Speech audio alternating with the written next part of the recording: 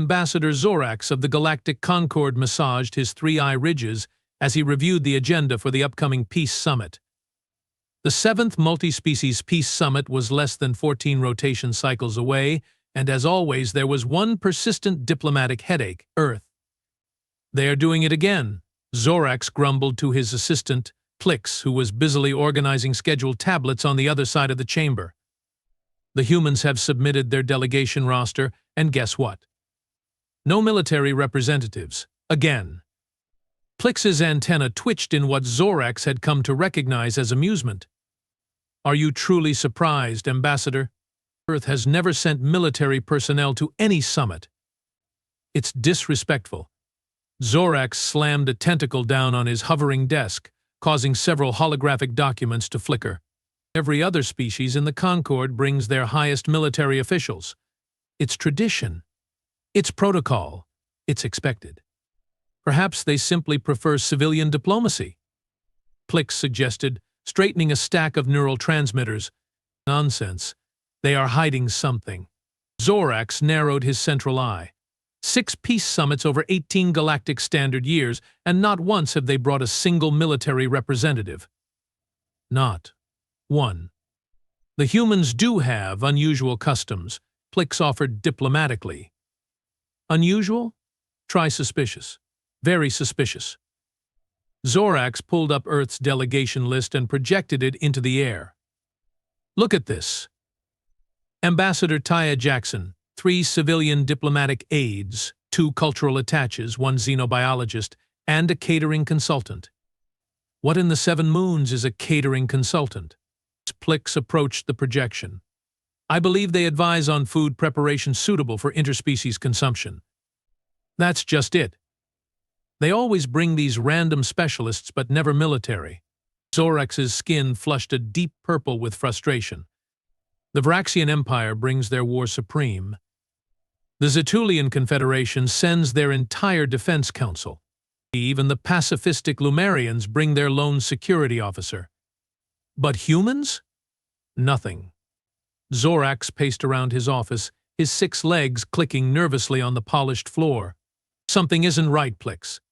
I can feel it in my spiracles." "Perhaps they simply don't have a military?" Plix suggested. Zorax let out a barking laugh. "Don't be absurd. We have detected their vessels, their orbital platforms. We know they have weapons technology. Primitive compared to some, yes, but they have it. Then what do you think they are hiding?" Zorax's mandibles clicked thoughtfully. "I don't know, but I'm going to find out." 3 days later, Zorax found himself in a secure communication chamber, waiting for his contact to respond. The chamber, designed for maximum privacy, hummed with electromagnetic dampeners that prevented any eavesdropping, electronic or biological. The holographic display finally flickered to life, revealing the amorphous form of Agent Krell, one of the Concord's most effective intelligence operatives. Krell's gelatinous body pulsed with bioluminescent patterns, their species' form of expression. "Ambassador," Krell's translation unit produced a flat, artificial voice. "This is unexpected." "I need information, Krell." Discreetly. "Information is my currency." "What do you seek?" "Earth. They're military. Why don't they ever bring representatives to the peace summits?"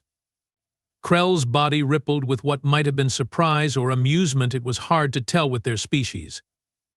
"That's what you called me for?" "A question of human diplomatic preferences." "It's more than that," Zorax insisted. 6 summits. 0 military personnel. Every other species follows protocol. Only humans refuse." "Why?" Krell pulsed thoughtfully. "Have you considered simply asking them?" "Of course I have. Their Ambassador Jackson just smiles that infuriating human smile and says something about civilian oversight and democratic traditions. Non-answers. And interesting." Krell's form shifted into a more focused configuration. "I admit I hadn't considered the pattern. It is unusual. Will you look into it?" "I can make some inquiries." "Discreetly, as you said."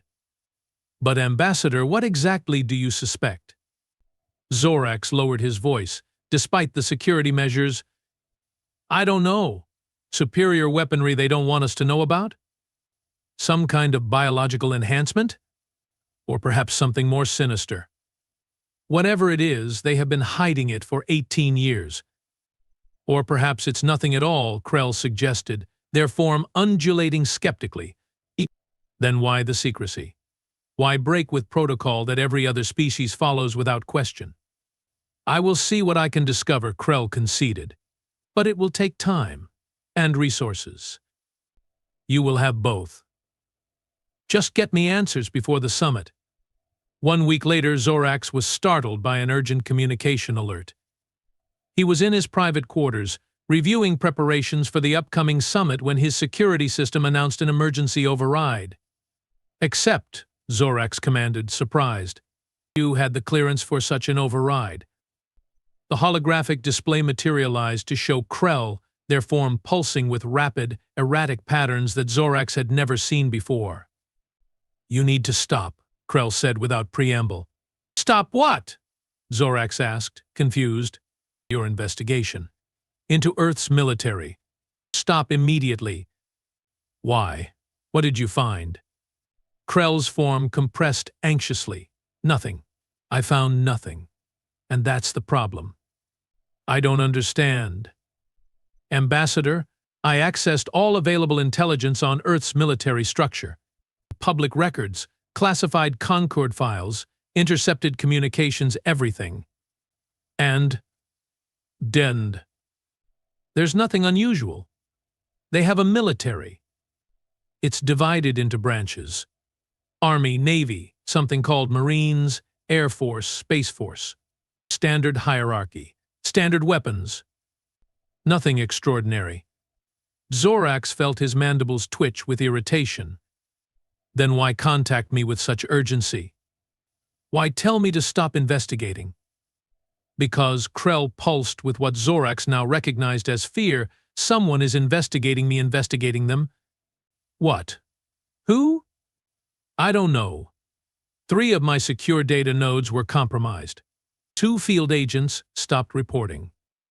My primary research assistant was found, rearranged. Rearranged? Molecularly. They are alive, but their memory proteins have been shuffled. They can't remember anything about our investigation. Zorax felt a cold sensation in his thorax. Are you suggesting Earth is responsible? I'm not suggesting anything. I'm telling you to stop.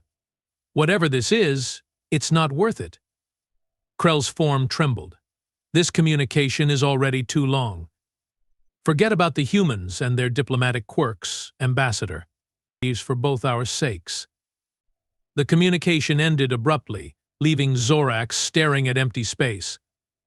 He remained motionless for several moments, processing what he'd heard. Computer, he finally said, delete all records of this communication and any references to my investigation into Earth's military practices. Confirmed, the computer replied. All records deleted. Zorax exhaled through his spiracles. Perhaps it was better to let this matter drop after all. Absolutely not, Zorax said the next morning, pacing his office furiously. I will not be intimidated. Plix watched with concern from the doorway. Ambassador, if Agent Krell advised caution, Krell advised fear. There's a difference. Zorax gestured emphatically with his upper appendages. Something is happening, Plix. Something important. And now I know I'm right. Because someone might be watching Krell? Exactly. If there was nothing to hide, why the surveillance? Why the intimidation? No, this confirms my suspicions. Which are? That Earth is hiding something significant about their military. Something they don't want the Concord to know. Zorax clicked his mandibles decisively. And I'm going to find out what it is. How? If Krell couldn't. Krell relied on data, records, reports. Zorax's eyes gleamed with determination. I'm going to use a more direct approach. Captain Nix of Earth's Diplomatic Security Detail checked her watch for the 3rd time in 5 minutes. The Galactic Concord reception was scheduled to begin in 30 minutes, and Ambassador Jackson was still finalizing her notes for tomorrow's opening statements.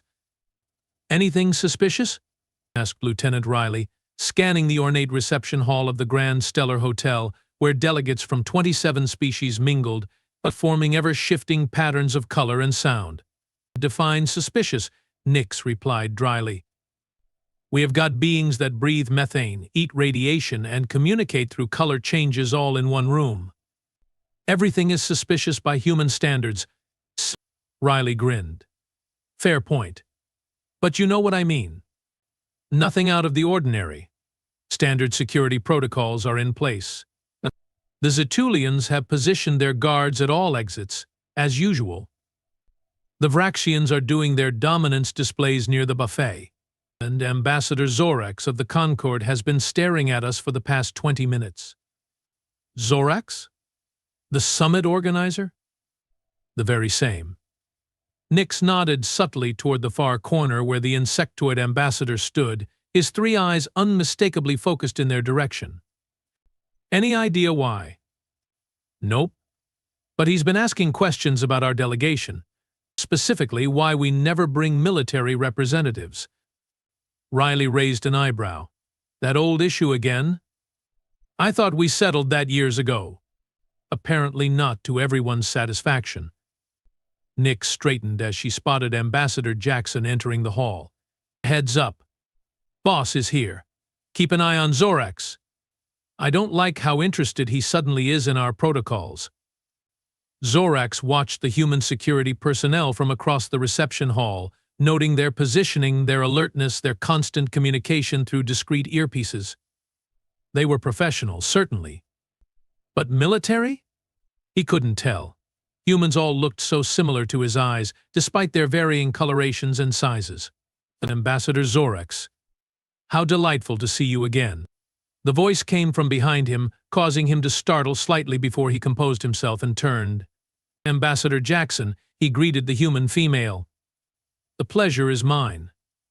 Taya Jackson stood before him, resplendent in formal diplomatic attire, a blue outfit humans called a suit, adorned with small symbols of Earth's various nations. Her dark skin contrasted pleasingly with the silver jewelry at her neck and wrists. "I understand you have been asking about our delegation," she said, her tone friendly but her eyes sharp and assessing. Zorax felt his spiracles constrict slightly. How had she heard about his inquiries so quickly? Merely procedural questions. "Ambassador, ensuring all protocols are properly observed." Of course, she smiled in that enigmatic human way. "Anything specific I can clarify? We wouldn't want any misunderstandings before tomorrow's opening sessions." This was his chance. Direct approach, just as he'd planned. "Actually, yes, I have noticed that Earth never sends military representatives to these summits. It's unusual." "Ah, that old question," Jackson laughed lightly.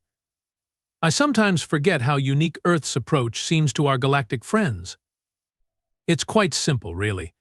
In our system, civilian leadership maintains complete oversight of military matters. Our diplomatic corps represents all aspects of our government, including defense interests. Yet every other species brings military personnel," Zorax pressed. "The Vraxians, the Zetulians, even the Lumarians. It's traditional. Expected." Jackson's smile didn't waver, and Earth respects those traditions. "We simply have our own." "Some might interpret absence as having something to hide," Zorax said, watching her reaction carefully. The human ambassador's expression didn't change, but something flickered in her eyes.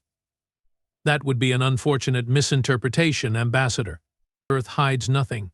We are an open book. Yet, when inquiries are made about your military structure, those making such inquiries find themselves observed, intimidated." Now her smile did fade. "That's a serious accusation, Ambassador. What exactly are you suggesting?" "I'm not suggesting anything," Zorax said, echoing Krell's words from earlier. "I'm simply noting patterns, asking questions. Isn't that what diplomacy is about? Understanding each other better?" "Indeed it is," Jackson replied, her voice cooler now. And in that spirit of understanding, let me be clear, Earth's diplomatic practices are its own. We follow Concord protocols where required and maintain our sovereignty where permitted. If you have specific concerns about our delegation's composition, I invite you to raise them formally during tomorrow's administrative session. Perhaps I will, Zorax said, his mandibles clicking softly. Wonderful. I look forward to it. Jackson's smile returned, professional and distant. Now, if you will excuse me, I should greet the Zetulian delegation. Have a pleasant evening, Ambassador. Zorax watched her walk away, noting how immediately her security detail adjusted their positions to maintain optimal coverage. Civilian security, they claimed, but their movements, their awareness, their coordination, it all seemed very military. The mystery deepened, and Zorax's determination grew. Tomorrow, he decided. Tomorrow he would force the issue in front of the entire summit. Let's see how Earth explains itself with 26 other species watching. He's going to make a formal complaint, Captain Nix reported, standing at attention in Ambassador Jackson's suite later that evening, about our lack of military representation. Jackson sighed, removing her formal jewelry and placing it carefully in its case. I was afraid of that. He was quite persistent at the reception. What do you want us to do? The ambassador considered for a moment. Nothing for now. Let's see what he does tomorrow. And if he pushes the issue, then we will deal with it as we always have. Jackson's expression grew serious. Protocol Sigma 9 remains in effect. No military personnel are to be identified as such. No discussion of Earth's defense capabilities beyond what's in the public briefings. Yes, Ambassador. And Captain? Ma'am? Have Lieutenant Riley run a security sweep of our quarters. If Ambassador Zorax is asking these questions now, after 6 previous summits without issue, something has changed. I want to know what. Yes, ma'am. Nix turned to leave, then paused. Do you think he knows? About the real reason? Ambassador Jackson's expression was unreadable. No one knows the real reason, Captain. And that's how it's going to stay. The next morning, as delegates filed into the Grand Chamber for the summit's opening session, Zorax felt a mix of anticipation and nervousness. He had prepared his statement carefully, framing his concerns about Earth's delegation as a matter of procedural consistency rather than accusation. The chamber itself was a marvel of interspecies design, with seating arrangements accommodating everything from methane breathers to silicon-based life forms, and from massive multi-limbed beings to microscopic collective organisms housed in mechanical suits. At the center was the summit circle, where speakers would address the gathered representatives. As the session began, Zorax waited for the traditional opening formalities to conclude the welcome address from the host species, the Lumarians this time. The roll call of delegations, the ritual acknowledgement of past peace agreements. Finally, Lumarian High Speaker Shimmersong announced, "We now open the floor for administrative matters before proceeding to the primary agenda." This was his moment. Zorax raised his speaking beacon, signaling his desire to address the summit. The chair recognizes Ambassador Zorax of the Galactic Concord, Shimmersong announced, their bioluminescent patterns pulsing with formal acknowledgement. Zorax moved to the summit circle, feeling the eyes of 27 species upon him. He positioned himself with formal precision, his 6 legs in the traditional stance of respectful address. Honorable delegates, he began, I bring before this distinguished assembly a matter of procedural consistency. As he spoke, outlining Earth's persistent deviation from summit protocols regarding military representation, he noticed Ambassador Jackson watching him calmly, but showing no signs of discomfort or concern.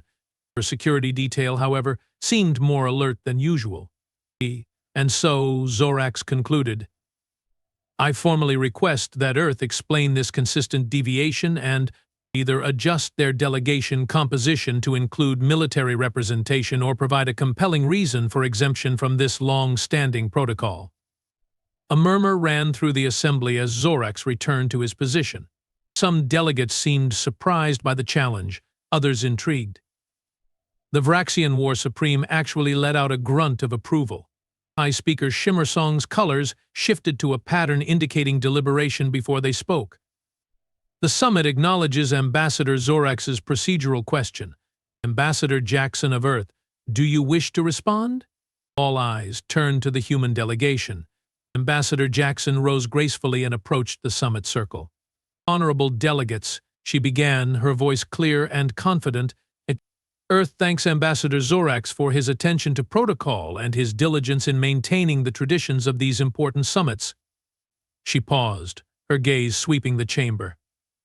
However, I must respectfully remind the Assembly that while military representation is indeed customary, it is not mandatory according to Summit Charter Section 7, Paragraph 3, which states that delegations shall be composed according to each member's governmental structures and diplomatic traditions. Zorax felt his mandibles twitch in frustration. She was using the charter against him.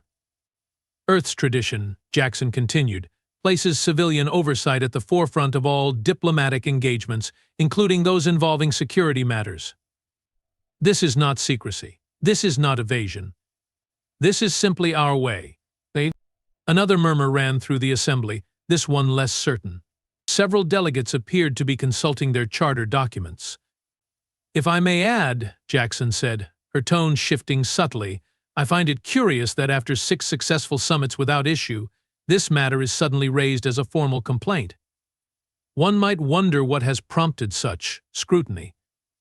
She looked directly at Zorax, and for a moment he felt as if those human eyes could see right through his exoskeleton. High Speaker Shimmersong's colors shifted to a questioning pattern. Ambassador Zorax, do you wish to respond to Earth's statement? Zorax hesitated. This wasn't going as planned. He'd hoped to put Earth on the defensive, but somehow he now felt like the one being questioned. I simply seek consistency, he managed, aware that his voice sounded less confident now. But all other species bring military representatives. Why should Earth be different? Perhaps, Ambassador Jackson replied smoothly, the question isn't why Earth is different, but why everyone else is the same. The chamber fell silent as delegates processed this statement.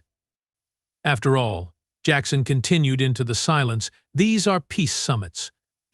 Yet we surround ourselves with military personnel as if expecting conflict at any moment.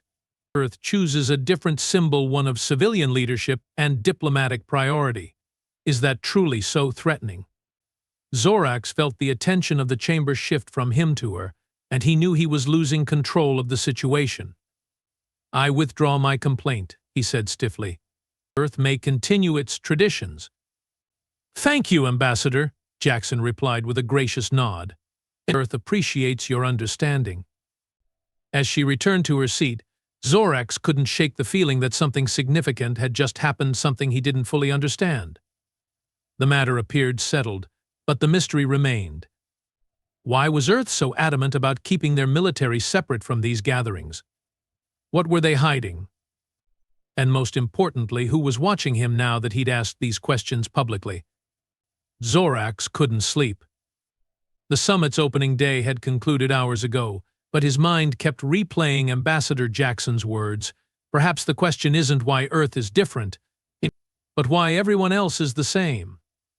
He tossed restlessly in his hibernation pod, the temperature regulation failing to soothe his agitated nervous system. There was something about the humans, something he was missing. After 6 peace summits, why did they still maintain this peculiar stance? And why did he care so much? A soft chime interrupted his thoughts. Someone was at his door at this late hour? Identity. Zorax called out. Lieutenant Riley, Earth Diplomatic Security, came the response. Zorax froze. An Earth security officer? Here? Now? Had his questioning gone too far? Were they here to, what? Threaten him? Worse? With a nervous click of his mandibles, he activated the door. Enter. Enter. The human male who stepped into Zorax's chamber was tall, lean, and moved with a fluid grace that reminded Zorax of predator species. His expression was neutral, professional. Ambassador Zorax, I apologize for the late hour, Riley said. his voice low and measured. But this matter couldn't wait until morning. What matter? Zorax asked, his limbs instinctively shifting into a defensive posture. Riley seemed to notice this and deliberately relaxed his own stance. Ambassador Jackson would like to speak with you. Privately. Regarding your questions from today's session. At this hour? Yes, sir. She feels this conversation would be better conducted away from the summit's attentive ears. Zorax's antennae twitched with suspicion. And if I decline? Then I leave. And nothing changes, Riley said simply. This isn't a demand, Ambassador. It's an invitation, one that might answer some of your questions.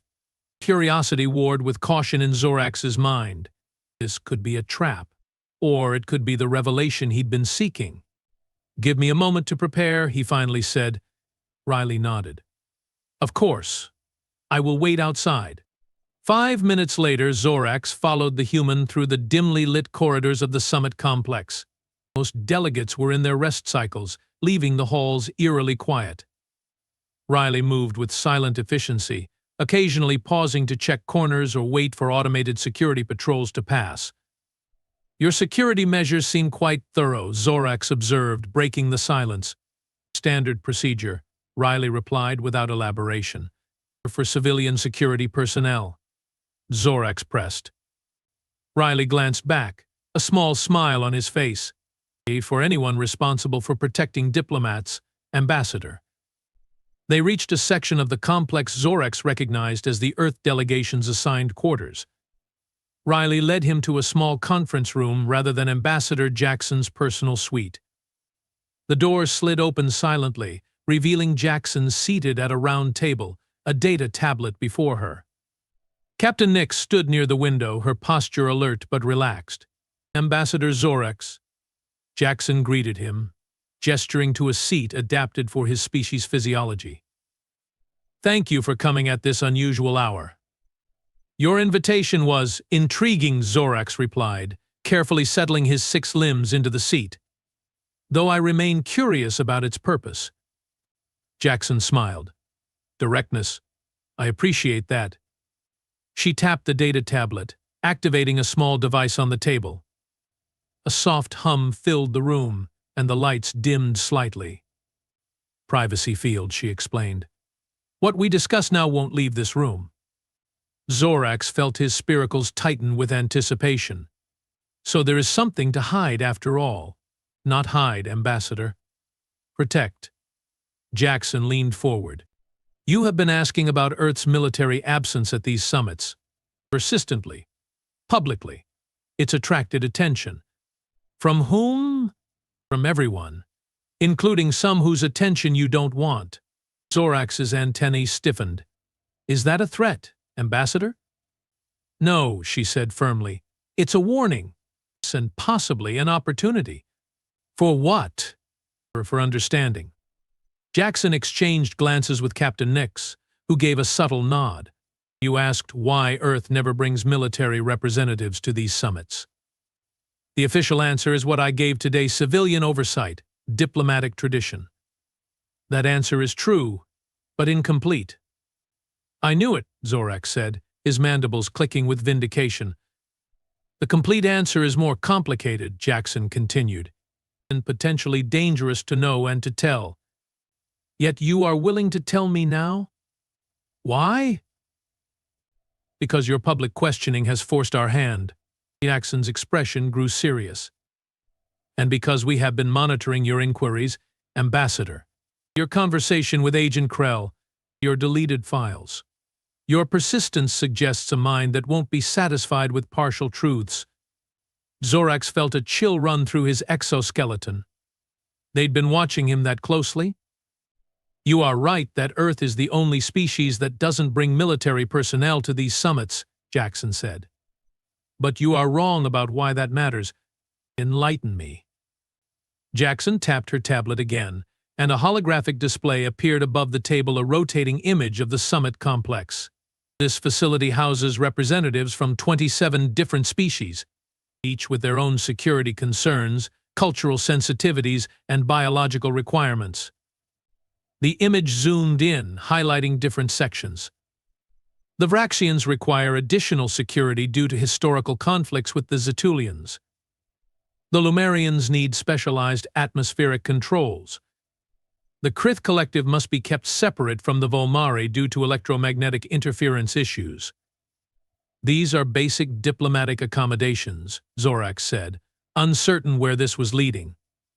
Yes, accommodations made for differences. Biological, cultural, technological.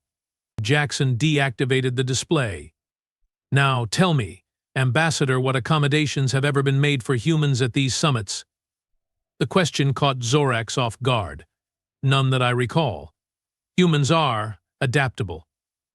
You eat most standard food supplies, breathe oxygen, nitrogen atmospheres like many species, tolerate common temperature ranges.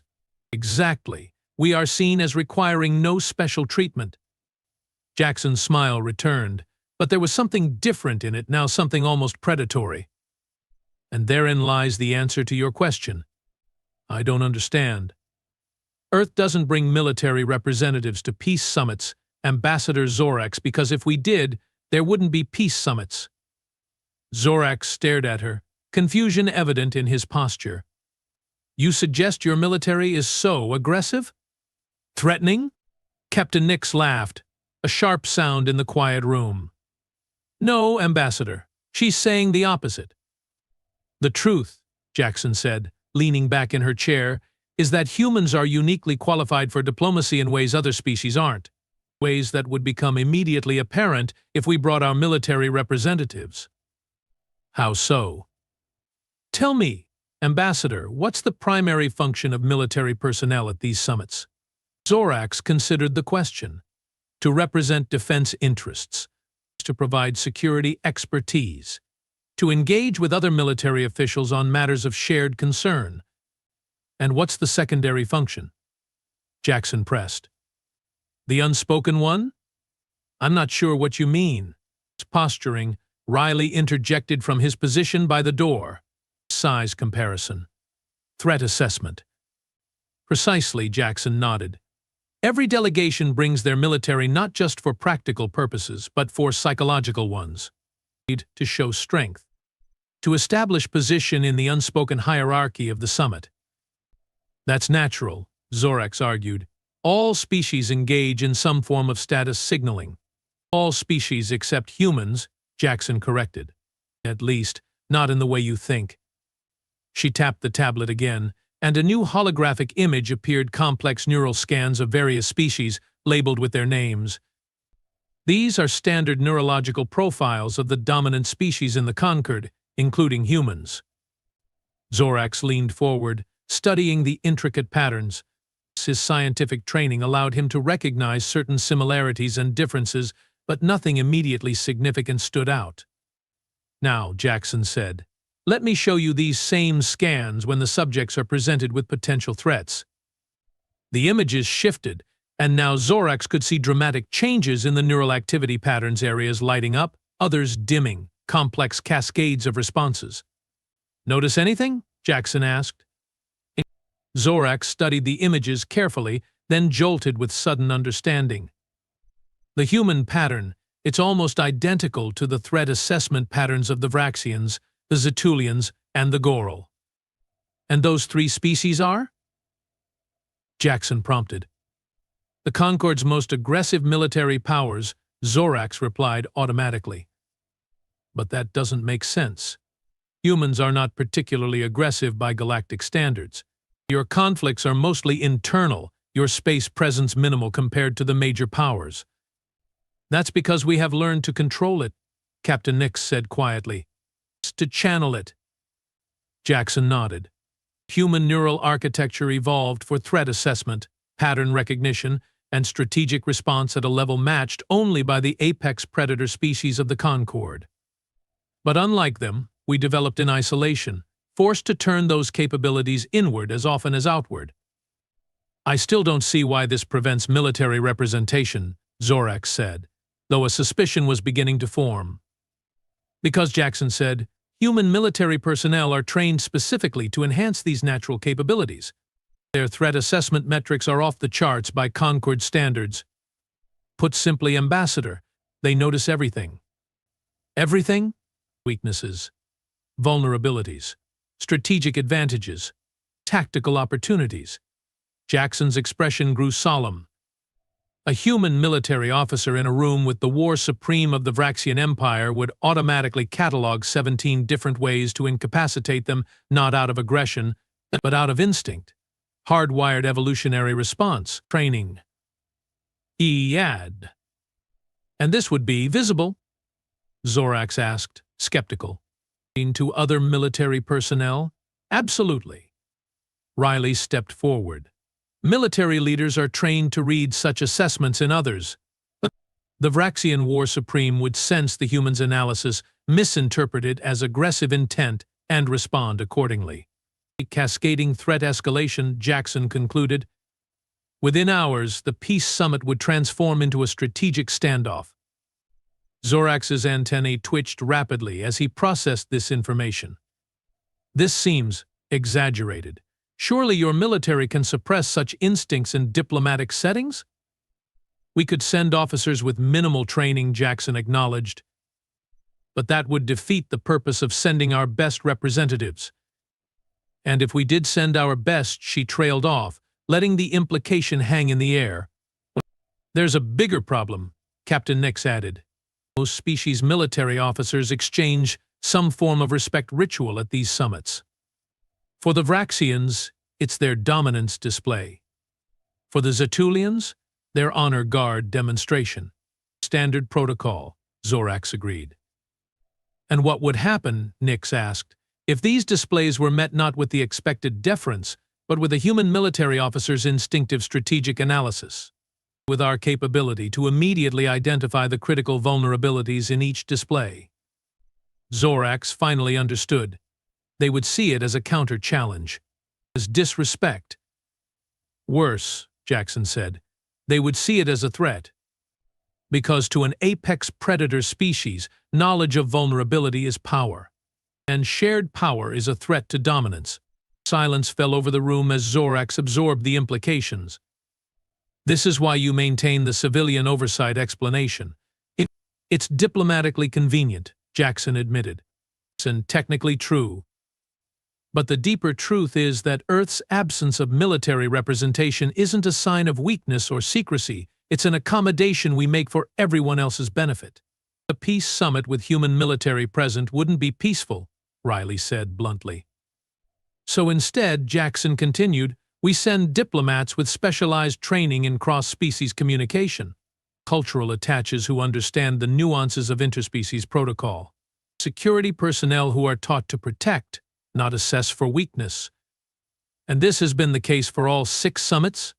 Zorax asked. Since the very first, when we learned our lesson the hard way, Jackson said. That initial meeting between Earth's Joint Chiefs and the Vraxian War Command almost ended in bloodshed. Both sides walked away convinced the other was planning an imminent attack. We have kept our military separate from galactic diplomacy ever since, Nix added. It's better for everyone. Zorax sat back, his mind racing with new understanding. And your inquiries about my investigation? The surveillance of Agent Krell? Standard protocol when someone starts asking questions that could reveal this particular truth, Jackson said. We didn't harm Krell, merely discouraged further investigation. There are species in the Concord who would use this information against Earth or worse, against their rivals by manipulating contexts to force confrontations. I see. Zorax's mandibles clicked thoughtfully. So Earth's apparent deviation from protocol is actually a different kind of protocol, Jackson finished for him, one designed to maintain peace rather than simply discuss it.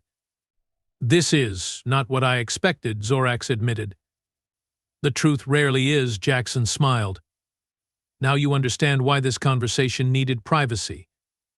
What happens now? Zorax asked. Do you expect me to keep this secret? To withdraw my concerns permanently? What happens now is up to you, Ambassador, Jackson said. We have trusted you with the truth because we believe you value genuine understanding over protocol for its own sake. What you do with that understanding is your choice. Zorax considered his options. The revelation was extraordinary. Humans, seemingly the most adaptable and diplomatic species in the Concord, but possessed natural capabilities that made them potentially more dangerous in diplomatic settings than the recognized military powers. It was both fascinating and disturbing. "I have one more question," he said finally. "If humans possess these capabilities naturally, why aren't Earth's civilian diplomats equally problematic? Surely they have the same neural architecture." "An excellent question," Jackson smiled. "And the answer is simple: specialization. Human military training enhances these natural capabilities to exceptional levels. Our diplomats undergo different training focused on empathy, communication, de-escalation. We are adaptable, remember? We can channel our instincts in many directions." She gestured to herself and her team. "Everyone in Earth's diplomatic corps has undergone extensive training to suppress threat assessment instincts and enhance cooperative ones. We are not unarmed, we are differently armed." Zorax stood, his decision made. "I will withdraw my procedural questions permanently, and I will ensure no record of this conversation exists in Concord archives." "Thank you, Ambassador," Jackson said, rising as well. "Earth appreciates your understanding." "Not understanding," Zorax corrected. "Wisdom. There is a difference between knowing protocol and knowing when to set it aside." As Riley escorted him back to his quarters, Zorax found himself seeing the summit complex through new eyes. The careful positioning of delegation chambers, the scheduled timing of species interactions, the meticulous management of shared spaces, all designed to minimize conflict between naturally competing species. And within this delicate balance, humans had found their role not by showcasing their strength, but by concealing it. By understanding that sometimes the most powerful presence in a room is the one that doesn't need to be recognized as such. Back in his chamber, Zorax composed a brief message to Plix, instructing his assistant to cancel all further inquiries into Earth's delegation practices. Then he prepared a formal withdrawal of his procedural complaint for the next day's session. As he finally settled into his hibernation pod, one thought kept circling in his mind: how many other accommodations in the complex diplomatic dance of the Concord remained hidden? How many other species maintained their own careful balancing acts for the sake of shared peace? Perhaps that was the real lesson here. Peace wasn't the natural state of intelligent species, it was the artificial one, carefully constructed and maintained through understanding, compromise, and sometimes in strategic absence. Zorax made a note to observe Earth's delegates more carefully during the remaining summit days. Not with suspicion this time, but with appreciation for the subtle art they practiced, the art of seeming ordinary while being anything but. The summit concluded 8 days later with new trade agreements, security protocols, and cultural exchange programs established between the 27 member species. By all measures, it was the most successful gathering in the history of the Concord. As delegations prepared to depart, Zorax found himself standing beside Ambassador Jackson in the main hangar, watching various species board their vessels. "A productive week," he observed. "Very," she agreed. "The new deep space monitoring network will benefit everyone." "Indeed." Zorax hesitated, then added, "I have been meaning to ask your security captain, Nix. Her background seems interesting." Jackson's expression revealed nothing. "How so?" "Her threat assessment capabilities appear quite advanced for civilian security." A small smile touched Jackson's lips. "Captain Nix has extensive experience in diplomatic protection, but not military experience?" "Ambassador," Jackson said, her voice carrying a hint of amusement, "Earth doesn't bring military representatives to peace summits. You know that." "Of course," Zorax replied, his mandibles clicking in what humans might recognize as a grin. "How could I forget?" As Earth's delegation boarded their modest transport vessel, Zorax watched Captain Nix oversee the loading process. Her movements were efficient, her gaze constantly scanning the hangar, her positioning always optimal for both observation and response. Just civilian security training, they claimed. Zorax had his doubts. But then again, perhaps the lines between civilian and military weren't as clear on Earth as they were for other species. Perhaps that blurring was itself another accommodation, another way humans adapted to fit into the complex tapestry of galactic society. Whatever the truth, Zorax was certain of one thing: he would never again underestimate the complexity behind Earth's apparent simplicity. Sometimes the most ordinary-seeming species were the most extraordinary of all. And sometimes, true power lay not in displaying strength, but in knowing when to keep it hidden.